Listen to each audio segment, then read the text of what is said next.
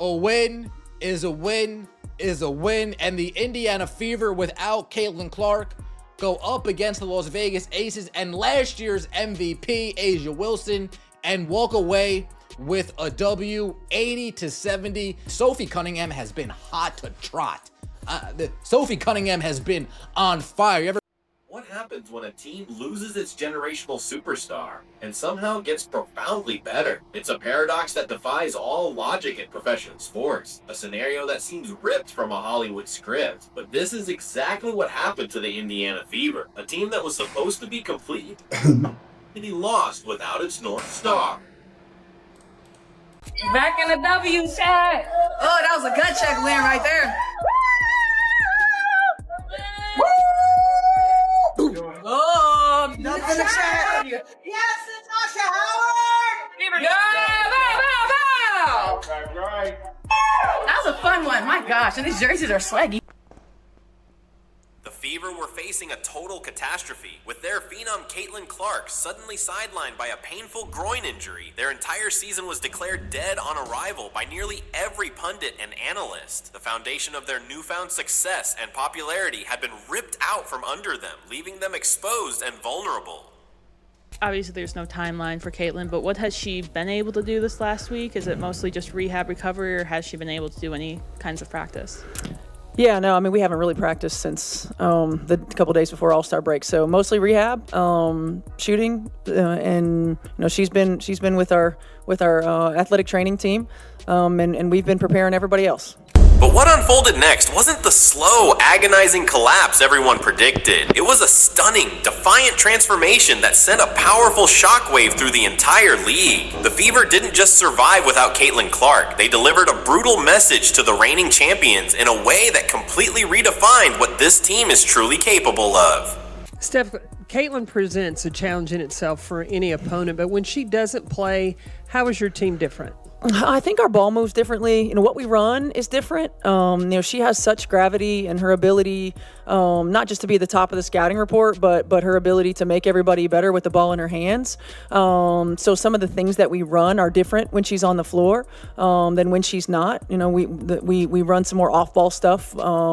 A lot less on-ball actions. Here in Gainbridge Fieldhouse was thick with a heavy, suffocating desperation. The team was already stumbling, reeling from a 2-game losing streak that had halted their momentum. The news of Clark's indefinite absence felt less like a setback and more like a final, devastating blow to their playoff aspirations. Yeah, it's definitely a relief to know that there's nothing else going on and no more damage. Now it's just being patient with the process.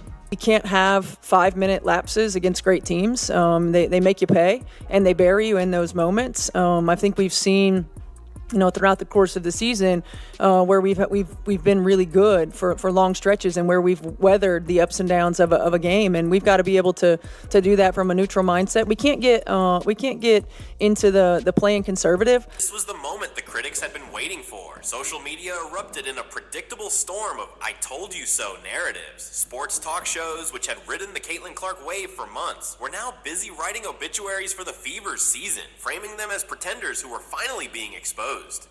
Let's go!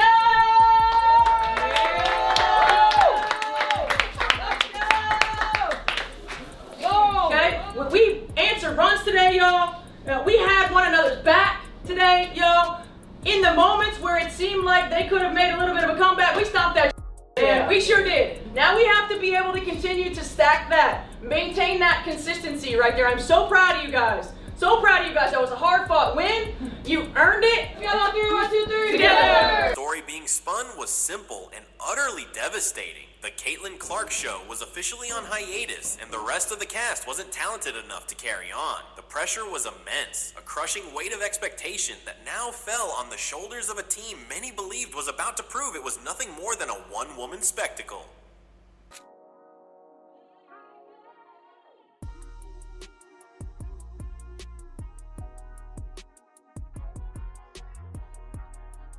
Walking into this storm of doubt were the worst possible opponents for a team in crisis. The formidable Las Vegas Aces. As the back-to-back WNBA champions, the Aces are masters at smelling blood in the water, a dynasty built on exploiting any sign of weakness with ruthless efficiency.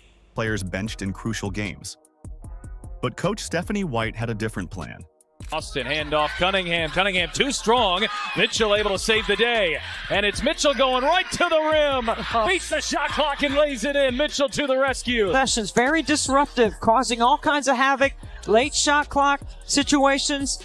And then Kelsey Mitchell. For their superstar leader, Aja Wilson, this game was more than just another tally in the win column. It was deeply personal. For months, Wilson had been unfairly positioned by the media as the bitter veteran, allegedly jealous of the unprecedented attention being showered on the rookie Clark. This was her chance to silence that narrative. Really fun. Couple of former teammates. Played 2 years together. Clear out. Take it. Mitchell sizing up Lloyd. She will launch and bury a three. Get out of the way. Mitchell pulling the trigger from deep. Fever. This was her golden opportunity on a national stage to dismantle the Clarkless Fever and prove to the world that championship hardware will always matter more than media hype. The Aces didn't just want to win. They wanted to make a brutal statement and completely embarrass the team that had stolen the league's spotlight. Got two really good offensive coaches over there on the sideline. Mitchell finds a cutting Boston, who lays it in. From Mitchell here on this one. So you don't want anybody to cut across the front of your face, but it's just a really good delivery. With Caitlin Clark watching from the bench in street clothes, all eyes in the arena turned to the team's veteran guard, Kelsey Mitchell. She was the logical heir to the offense, the one player who was supposed to step up and carry the immense scoring load. The entire game plan rested on her ability to rise to the occasion.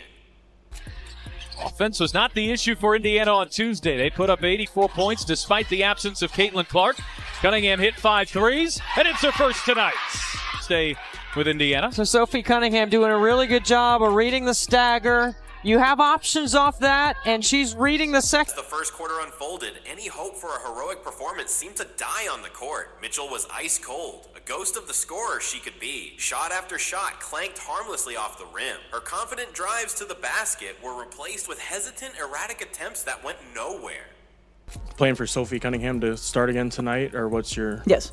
What is it about her, I guess, at the start of a game that you like having her in the lineup? Another ball handler, another player who can create shots for her teammates, as well as stretch the floor. A really good defensive rebounder as well.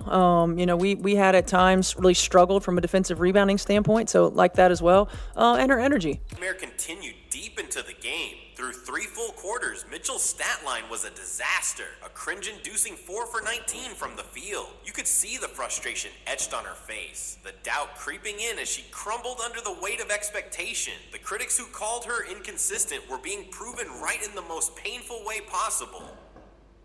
So you had Melissa Smith on you. I would just clear it out if you're Mitchell. Just tell everybody to go to the other side of the floor. Cunningham straight away delivers with a three. During a critical timeout, a quiet moment on the sideline changed the entire trajectory of the game. Coach Stephanie White pulled her struggling guard aside. She didn't yell. She didn't draw up a complex play. She simply looked Mitchell in the eyes and delivered a message of pure, unwavering faith. Let it fly. It's going to go. Vegas has done a nice job coming on the road, keeping Indiana Fever in check offensively. And Sophie Cunningham, you cannot lose her. Those simple words were like a jolt of electricity, a powerful reminder of the player she was. It wasn't a strategic adjustment, it was a mental reset. The permission to fail gave her the freedom to succeed, and in the second half, a completely different player stepped onto the court, fueled by her coach's belief.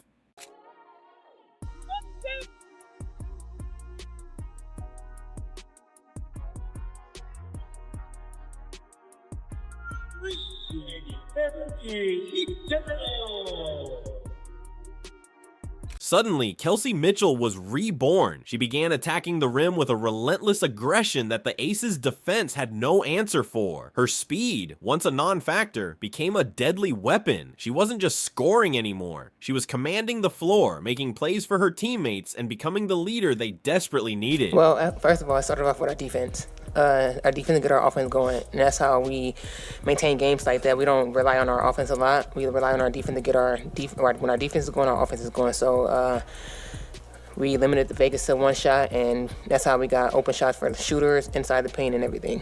The fourth quarter became her personal showcase. With the game hanging precariously in the balance, she was simply unstoppable, pouring in 9 crucial points on an efficient 4 for 5 shooting. She finished the game with 21 points, silencing every single detractor and rewriting her own narrative in a single half of basketball. She was an absolute assassin, hitting dagger after dagger that silenced the arena and systematically dismantled the Aces' morale. Her 15 points were a testament to her stunning transformation from a valuable role player into one of the league's most feared and clutch scoring threats. Yet even with the heroics of Mitchell and Cunningham, the game came down to one final heart-stopping moment. With just 35 seconds left on the clock, the Fever were clinging to a fragile 5-point lead. Against a championship dynasty like Las Vegas, a 5-point lead feels like nothing, an easily surmountable deficit. The Aces were mounting one last desperate push, trying to steal a victory that seemed within their grasp. The ball found its way to a role player, Aari McDonald, at the top of the key. The pressure in that single moment was enormous. Miss, and you give the two-time champions new life. Make it, and you crush their spirit for good. McDonald didn't hesitate for a fraction of a second. With pure ice in her veins, she executed a fearless, confident step-back 3. The shot sailed through the air with perfect rotation, and as it swished cleanly through the net, it wasn't just a basket, it was the final nail in the coffin.